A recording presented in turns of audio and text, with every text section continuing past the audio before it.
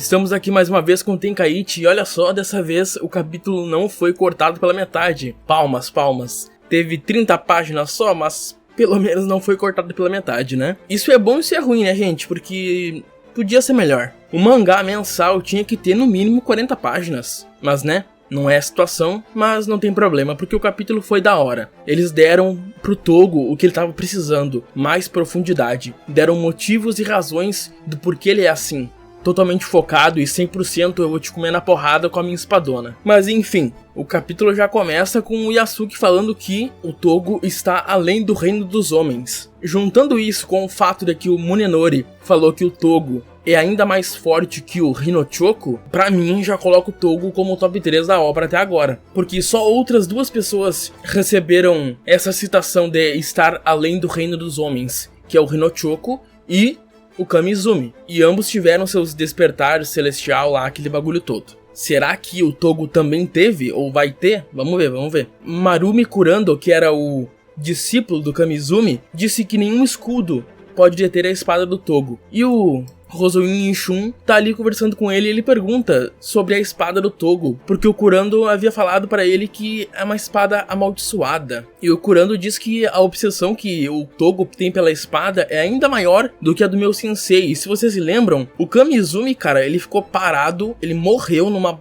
ponta de uma montanha, ele ficou parado lá por, sei lá, 10 anos, eu não lembro direito. Mas o Kurando falou que a obsessão do Togo é ainda maior que isso. Ou seja, o cara vive pela espada. Ele diz que o Togo não é mais uma pessoa, ele se tornou a própria personificação de uma lâmina. E mostra um painel super foda do Togo, preparando mais outro ataque, o terceiro ataque do Togo. E aí vem o flashback dele, o que significa ser um samurai. 3 anos atrás, em uma batalha, o clã Shimazu, do qual o Togo fazia parte, foi derrotado pelo exército de Oda. Foi completamente derrotado, ele foi o único que sobrou. E o narrador fala que o Togo sempre foi, desde sempre, cara, sempre foi 100% samurai. Ele era um samurai íntegro, ele era justo. E o que um samurai justo faz quando todo mundo foi morto? Todos seus aliados foram mortos, menos ele. Ele sobreviveu por acaso. O que ele ia fazer? Ele ia tirar a própria vida pra morrer com os companheiros dele, porque eles perderam a batalha. Ele tá vivo por acaso, e ele não queria viver assim. Porém, algo aconteceu, algo apareceu pra ele nesse momento. E olhem o olho dele, o close no olho dele nesse momento. Isso daqui pode vir a ser um foreshadowing do despertar celestial dele, porque como a gente sabe, todos que já demonstraram algum tipo de despertar celestial têm o seu olho meio diferenciado, alterado, né?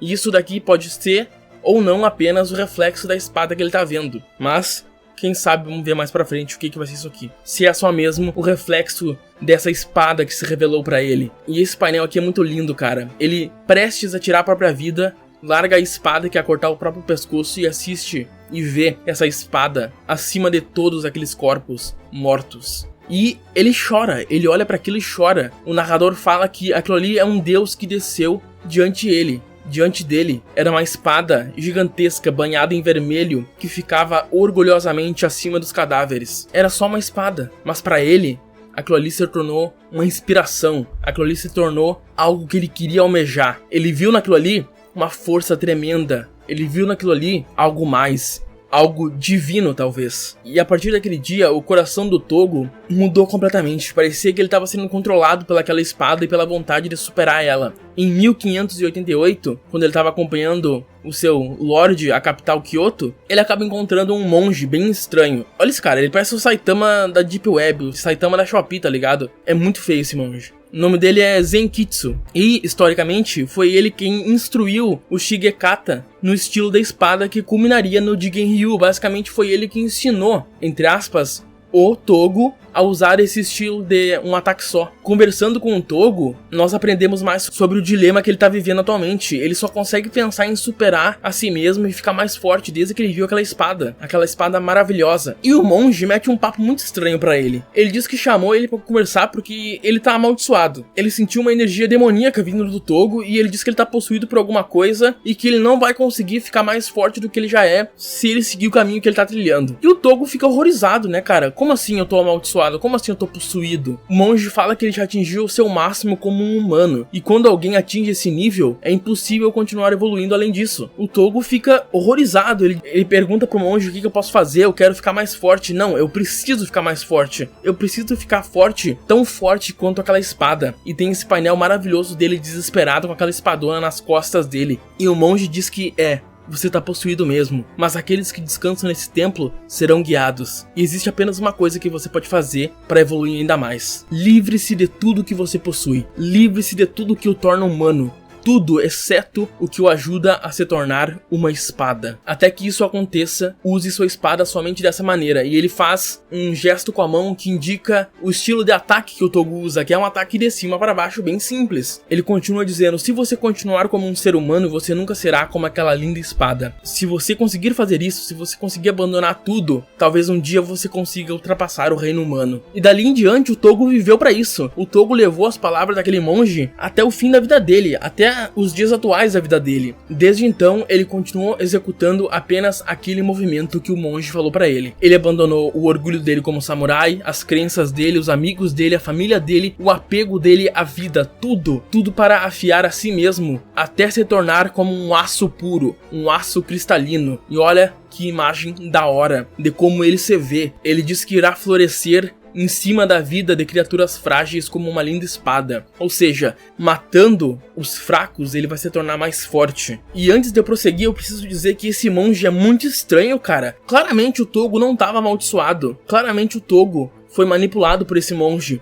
a fim de conseguir alguém para utilizar o estilo dele, ou o monge estava só zoando com ele. Mas o Togo acreditou nisso e mudou completamente a vida do Togo. Isso é um pouco triste. E eu também acho que aquela espada que o Togo viu nunca existiu. Aquela espada que o Togo viu é a manifestação da aura dele. Lembra como cada um dos personagens tem sua própria aura, sua própria criatura? O Musashi é um broto de uma árvore, simbolizando que ele tem muito a evoluir ainda, que ele é só um brotinho ainda. O Adams era essa figura desse monstro marinho, o Munenori era um Shinigami, e eu acho que o Togo é essa espada. Ele não enxergou uma espada de verdade ali, ele enxergou o que ele queria se tornar no fundo do coração dele. Aquilo ali impediu ele de se matar, ele ia tirar a própria vida dele, mas algo no fundo dele, no fundo do coração dele, impediu ele, e desde então ele colocou na cabeça que ele enxergou aquilo e ele queria se tornar aquilo. Eu não acho que aquela espada estivesse ali fisicamente, eu posso estar errado, mas essa é a minha teoria. Porém, o monge viu que ele era um cara perturbado, ele viu que ele estava mal, e o monge talvez se aproveitou dele pra pôr o estilo que esse monge criou à prova. Ele pensou: cara, esse cara vai ser perfeito pra usar meu estilo, esse cara vai usar meu estilo de luta. Pelo menos essa é a minha teoria, né? Seguindo, nós chegamos no duelo que iria decidir quem iria representar o Shimazu Yoshihisa, que é o senhor de Satsuma, né? O senhor feudal de Satsuma. A luta é entre o Togo e o Higashi Shinojo, que é o instrutor militar de Satsuma, mestre do Taisha Ryu. E quem é o fundador desse estilo? Marumi Kurando, o discípulo do Kamizumi. E quem era também um usuário do Taisha Ryu? O próprio Togo. Antes do Togo conhecer o monge, ele era usuário do Taisha Ryu. Por isso que o Murami Kondo sabe tanto sobre ele. E isso também faz o Kamizumi ser, tecnicamente, mestre do Togo. Então, poderíamos dizer que o Kamizumi é o grão-mestre do Togo. Isso é bem legal, porque o Kamizumi também é grão-mestre do Hosoin e do Munenori. Kamizumi é outro nível, né, cara? Enfim, obviamente que esse cara é solado pelo Togo com um ataque só. O Togo, nessa época, ele já tava: eu sou uma espada e todos aqueles que ficarem na minha frente vão morrer. Ele dá um ataque só e parte o cara em dois. Ele levanta um vento enorme, uns raios saem dele, tipo, é muita força. O Kurando fica desesperado, ele fica: que porra é essa? O que esse cara fez? O Kurando percebe ali que ele levou o corpo dele pra um reino diferente do nosso, ele está além do reino dos humanos. E o Lorde de Satsuma já sabia que o Togo ia vencer, ele sabia que ele era o escolhido para representar ele. Ele diz que o estilo de Genryu, como é chamado a partir de agora, o novo estilo do Togo, do qual ele nem sabia o nome, ele só usava aquele estilo porque foi o que o monge falou pra ele. Ele falou que esse estilo é uma revelação repentina de poder divino. É a espada mais forte abaixo dos céus. Não a espada que ele tá segurando, mas o Togo é a espada, o corpo dele é a espada. E isso é muito da hora, porque o Togo é um dos caras mais focados que eu já vi até agora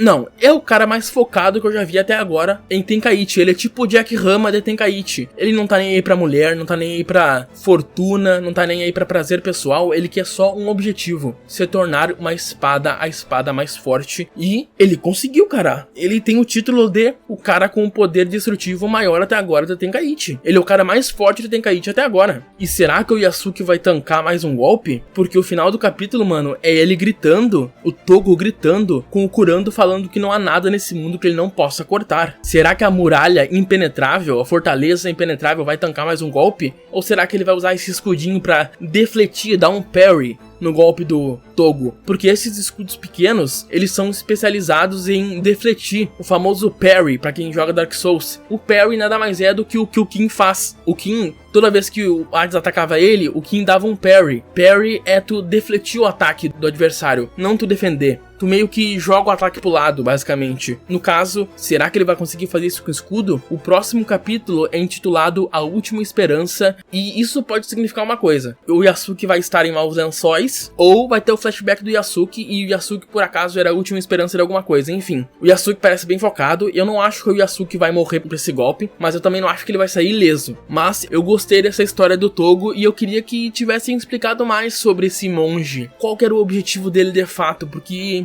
deixou muita coisa em aberto. Eu não entendi se ele estava manipulando ele, eu não entendi se ele estava de fato tentando ajudar o Togo, se o Togo estava de fato amaldiçoado mesmo, ou na verdade o Togo só estava obcecado, o que é uma verdade, ele estava obcecado a ponto de estar psicologicamente em conflito consigo mesmo. E o monge viu isso e falou que isso era algo divino, algum problema com o demônio, porque, né, antigamente problemas psicológicos eram retratados assim: tu tá endemoniado, tu tá ficando maluco, descansa nesse templo que tu vai melhorar. Mas enfim, esse foi o capítulo, eu gostei, eu adorei. Poderia ter sido mais longo, poderíamos ter visto a resolução desse terceiro ataque do Togo, poderia e seria da hora, mas vai ter que ficar pro próximo mês, mas não tem problema, tá muito da hora até agora. E, cara, as coisas não estão parecendo boas pro mano Yasuke, mas eu ainda tenho fé que o Yasuke vai vencer. E mesmo com esse flashback do Togo, eu ainda gosto mais do Yasuke, tá? E eu quero muito ver o flashback do Yasuke. Quero ver o Yasuke guerreando ao lado do Hinochoku, cara, que nem naquele flashback que tivemos na entrada dele. Nossa, vai ser muito da hora. Enfim, espero que tenham gostado do vídeo, gente. É isso aí. Até a próxima.